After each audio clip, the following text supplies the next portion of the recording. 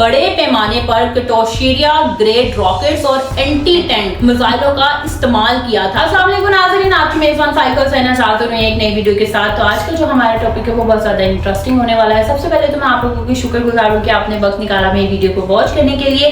तो आज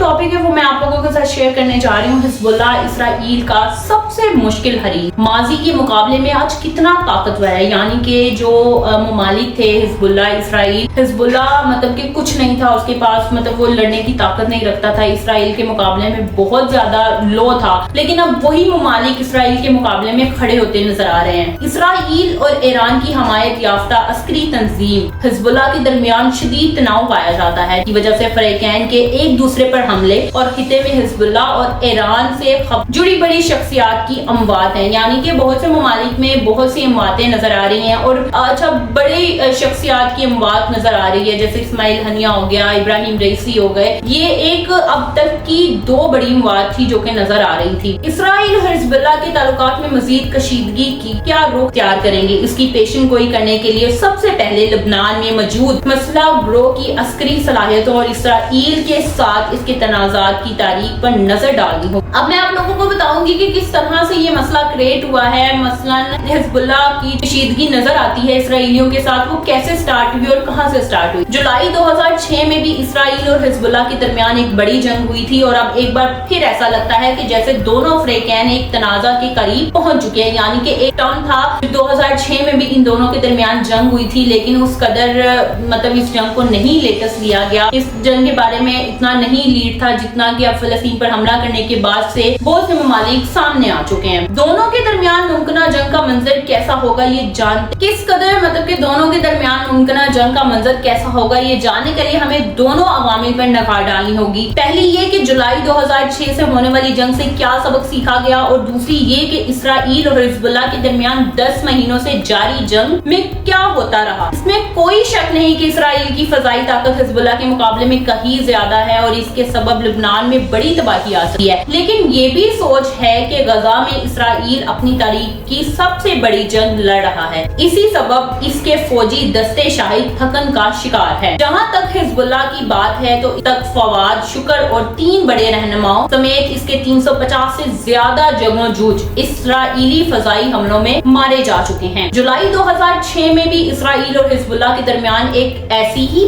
बड़ी जंग हुई थी। यानी कि इसका मास बहुत देर से है। पहले तो हिजबुल्लाह के पास वो ताकत नहीं थी कि वो इसराइल का सामना कर सके, लेकिन अब हिजबुल्लाह भी इस कदर ताकतफुल हो गया है कि वो इसराइल का सामना हर तरीके से करना चाह रहा और कर भी रहा है। उसके बाद देखते हैं कि ताहम शिया एक्सरी सियासी और अस्करी जमात हिजबुल्लाह के पास शाम में जंग लड़ने का तजर्बा है, जिसके सबब उसके फील्ड कमांडर्स को भी काफी तजर्बा हासिल हुआ है। उसके बाद हिजबुल्लाह को ईरान की हमायत हासिल है और वहीं से उसे माली और अस्करी मदद मिलती है। यानी कि पहले तो ईरान जो था वो उसको सपोर्ट करता था हिजबुल्लाह को, लेकिन वो जंग के लिए तैयार नहीं था। अब अगर देखा जाए तो हिजबुल्लाह भी जंग के लिए तैयार है और उसको सपोर्ट करना, उसकी बैक सपोर्ट जो है वो सबसे ज्यादा ईरान है। ताहम लबनानी हुकूमत इसे इसराइली के खिलाफ मजामत करने वाले एक ग्रोह की हैसियत से देखती है। मुल्क में हिजबुल्लाह को एक सियासी जमात की हैसियत भी हासिल है और पार्लियामेंट में इसके नुमाइंदे भी मौजूद हैं। यानी कि सन 2006 में इसराइल और हिजबुल्लाह के दरमियान इस और बाकायदा हिजबुल्लाह की जानिब से उन्होंने जो उनके पहले जंग उनके जो 2006 में शुरू हुई उसका आगाज ये था कि उन्होंने 8 फौजी हलाक किए थे इसराइलियों के और 2 को अगवा कर लिया था। यहाँ से उनकी जंग और उनकी दुश्मनी का आगाज हुआ था। इसराइल को तब भी लगता था कि वो एक ताकतवर मुल्क है, लेकिन उस टाइम पे वो वाकई ही ताकतवर था, वो सबसे हाईएस्ट पे था। हिजबुल्लाह उसका मुकाबला नहीं कर सकता, लेकिन हिजबुल्लाह ने जब उसको जवाब में ये चीजें दी तो उसको तब से ही बड़ा गुस्सा था उसके ऊपर। मुबसरीन का कहना है कि अगर इसराइल और हिजबुल्लाह के दरमियान एक और जंग छिड़ जाती है तो इसराइल को 2006 जैसी सूरत हाल का सामना करना पड़ सकता है। इस जंग के दौरान इसराइल ने न सिर्फ लबनान में फजाई हमले किए थे बल्कि वहां जमीनी फौज भी उतारी थी। ताहम इस सब की बावजूद भी इसराइल अपने मकासद हासिल करने में नाकाम रहा था। न अपने मगवी फौजी रहा करवा सका, न ही हिजबुल्लाह की अस्करी ताकत को कुचल सका था। सन 2006 में दोनों के दरमियान 34 रोज तक जारी रहने वाली जंग 11 18 अगस्त को अक़वाम मुत्तहिदा की सलामती कौंसिल में मंजूर की गई। एक करारदाद के सबब खत्म हुई। जैसे ही इसराइल ने अपने ऑपरेशंस बंद किए, वैसे ही 14 अगस्त की सुबह हिजबुल्लाह ने भी इसराइल पर मिसाइल हमला करना बंद कर दिया। हिजबुल्लाह और इसराइल पर अब भी अक़वाम मुत्तहिदा की करारदाद की खिलाफ वर्जी करने के इल्जामात आयद किए जाते हैं। यानी कि हिजबुल्लाह पर तनकीद इसलिए जारी है कि उसने अपने असले का जखीरा तल्फ नहीं किया, जबकि इसराइल पर तनकीद की वजह से ये है कि इसने भी अभी लबनान के इलाके पर कब्जा किया हुआ है और अक्सर मुल्क की फजाई हदूद की खिलाफ वर्जी करता रहता है। यानी कि हिजबुल्लाह के इसराइल पर हमले जो थे वो इस कदर जारी थे, अगर तो वो हमले इसराइल की जानिब से रुकते तो इसराइल किस कदर मतलब कि हिजबुल्लाह और इसराइल पर हमले जो थे वो चल रहे थे। लिबनान और इसराइल के दरमियान हालिया तनाज़े गुज़श्ता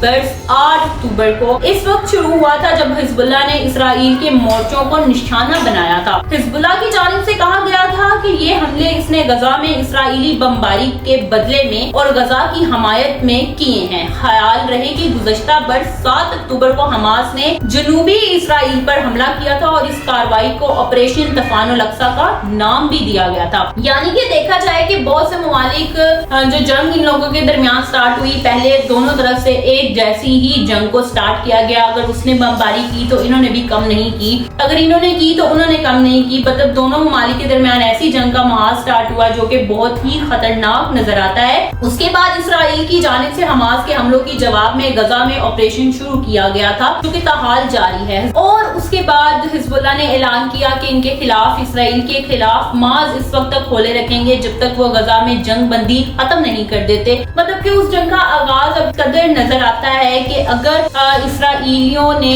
जो जंग बंदी थी वो खत्म नहीं की गजा पर, हमास पर, फलस्तीन पर, तो वो अपनी इस जंग बंदी का आगाज जो है वो अपने मास का खिलाफ जो है वो उसकी तरफ रुख रखेंगे। यानी कि हिजबुल्लाह और इसराइल इक़्तिदारों और मुत्तहिदा मर्तबा कह चुके हैं कि वो जंग के लिए तैयार है, लेकिन वो पहले किसी भी बाकायदा जंग से गुरेज करने को तरजीह देंगे। यानी कि वो अदर जंग में शुमार नहीं होना चाहते। वो उनकी जंग जिस मुल्क के साथ है उन्होंने उस मुल्क के साथ ही अपनी जंग को स्टार्ट करना है। वो किसी दूसरी जंग को तरजीह नहीं देंगे। वो जिस जंग के लिए तैयार है वो उसी जंग के लिए तैयार रहेंगे, अदर जंग को वो प्रेफर नहीं करेंगे। इस दौरान इसराइल ने धमकी दी थी कि हिजबुल्लाह से जंग की सूरत में वो लिबनान को पत्थर के जमाने में वापस भेज देगा। यानी कि इस कदर लिबनान पे हमला करेगा कि वो पत्थरों के जमाने में वापस पहुंच जाएगा, मतलब कि खंडर तरीन बना देगा लिबनान को, कि इस कदर वहां पे ना पानी, ना बिजली, ना गैस, वो इस कदर पुराने जमाने के मुल्कों तक पहुंच जाएगा। ये उनकी एक धमकी थी लिबनान को। अक़वाम मुत्तहिदा के मुताबिक हिजबुल्लाह और इसराइल के दरमियान झड़पों के सबब सरहदी इलाकों से तकरीबन 90,000 लोगों को नकल मकानी करना पड़ी। इन अफराद में अक्सरियत का ताल्लुक लिबनान से है। इन झड़पों में 100 के करीब आम अफराद और इसराइली हमलों में हिजबुल्लाह के 366 जंगजू जो हलाक हो चुके हैं। इसराइली हुकाम के मुताबिक हिजबुल्लाह के हमलों के सबब इनके मुल्क में तकरीबन 60,000 अफराद को अपने घर छोड़ने पड़े और 33 अफराद हलाक हुए। सैटेलाइट के जरिए ली गई तस्वीर का तज्जिया किया है जिससे ये मालूम हुआ है कि मतलब कि जिस तरह जनूबी लेबनान में से 3200 से ज्यादा इमारतें या जुज़ी तौर पर तबाह की गई, दूसरी जानिब इसराइली मीडिया का कहना है कि मुल्क के शमाली हिस्से में 1000 से ज्यादा इमारतों को नुकसान पहुंचा है। इसराइल का सबसे मुश्किल हरीफ क्या है? बरतानिया में मुकीम अस्करी अमवार के माहिर जस्टिन क्रम कहते हैं कि हिजबुल्लाह शायद इस वक्त तक इसराइल के लिए सबसे मुश्किल हरीफ है। जस्टिन क्रम बरसों तक बरतानवी फौज का हिस्सा रहे हैं और इसके बाद उन्होंने सिबलाइन नामी कंसल्टेंट कंपनी में कायम की थी। वो कहते हैं कि हिजबुल्लाह के पास अब भी वो सब मौजूद है जो उनके पास 2006 में था, बस अब इसके पास इन हथियारों की तादाद ज्यादा हो गई है। यानी कि पहले जो हथियार, मैंने आप लोगों को पहले भी बताया कि जंग जो 2006 में शुरू हुई थी उसका मतलब कि एक बहुत कम हिस्सा जो था 2006 में हिजबुल्लाह के पास था, लेकिन अब वही हिजबुल्लाह 2024 में इस कदर अपने हथियारों की तादाद को ज्यादा करके बैठा हुआ है जो कि ऐलान करता है इसराइल से जंग की कि मैं इसराइल के सामने डट के खड़ा हूँ। अब वो 2006 वाली बात नहीं है कि मैं डर गया या मेरे से जंग नहीं सही से हो सकी। मतलब इस कदर हालात पेचीदा नजर आते हैं। उसके बाद अमेरिका खुफिया अदारे ने CIA के मुताबिक हिजबुल्लाह के पास अभी मुख्तलिफ इकसाम के 1.5 लाख की तादाद में गोले और मिसाइल मौजूद हैं, जबकि इसके जंगजूज की तादाद 45,000 तैयार है। माजी में हिजबुल्लाह के सरबराह हसन नसरुल्लाह ने दावा किया था कि इनके पास 1 लाख से ज्यादा जंगजू मौजूद हैं। जुलाई 2006 में इसराइल से जंग के दौरान हिजबुल्लाह ने बड़े पैमाने पर कटोशेरिया ग्रेड रॉकेट्स और एंटी टैंक मिसाइलों का इस्तेमाल किया था। इस दौरान हिजबुल्लाह के जंगजूज रूसी फॉरेन गाइड मिसाइल भी इस्तेमाल करते हुए नजर आए थे, जो कि अस्करी अमवार के माहिर जस्टिस क्रम कहते हैं कि इसराइल को फजाई सबकत हासिल है, लेकिन हिजबुल्लाह को अपने पचीदा महले वकू का फायदा यह है कि जो कि काफी मुश्किल इलाका है। इसके मुताबिक हिजबुल्लाह ने अपनी गाड़ियों और मिसाइल लॉन्च साइंस को छुपाने के लिए सलाहियतों में इजाफा भी किया और इसीलिए सिर्फ इसराइली फजाइल हमले हिजबुल्लाह के इसराइल मिसाइल हमलों को रोकने के लिए काफी नहीं होंगे। अगर मैं एक टैंक कमांडर होता तो यकीनन ये नहीं चाहता कि मुझे जनूबी लेबनान के पास दरिया के करीब भेजा जाए, क्योंकि वहां हिजबुल्लाह और इसके एंटी टैंक मिसाइलों से मेरा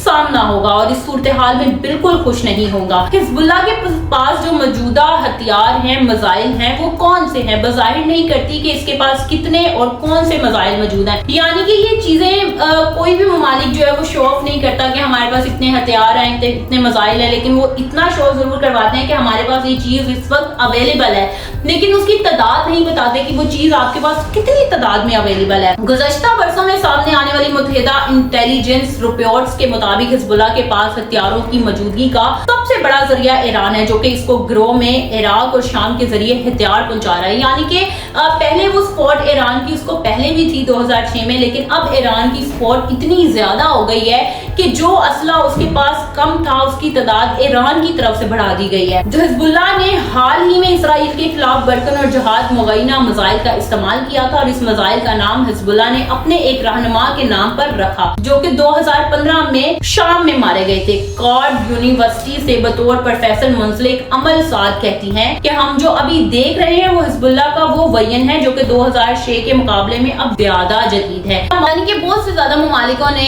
इस कदर अपने आप को पावरफुल क्रिएट कर लिया है कि अब वो आराम से इसराइल का सामना कर सकते हैं, इसराइल को मात दे सकते हैं। यही हिजबुल्लाह जो 2006 में इसराइलियों से इतनी ज्यादा ताकत के साथ लड़ नहीं सका, लेकिन वही मिसाइल उसके पास 2006 में भी मौजूद थे, लेकिन उसकी तादाद कम थी। अब वही मिसाइल उसके पास तादाद में ज्यादा है और उसको सपोर्ट कौन कर रहा है? ईरान कर रहा है। ईरान इराक और शाम के जरिए उस तक हथियार पहुंचा रहा है, उसको मजबूत बना रहा है कि वो भी हमारे साथ ढाल बन के खड़े हों जिस तरह उन्होंने इसराइल का मुकाबला करना है। इसी के साथ मुझे दीजिए इजाजत, मिलेंगे एक नई वीडियो के साथ। अल्लाह हाफिज।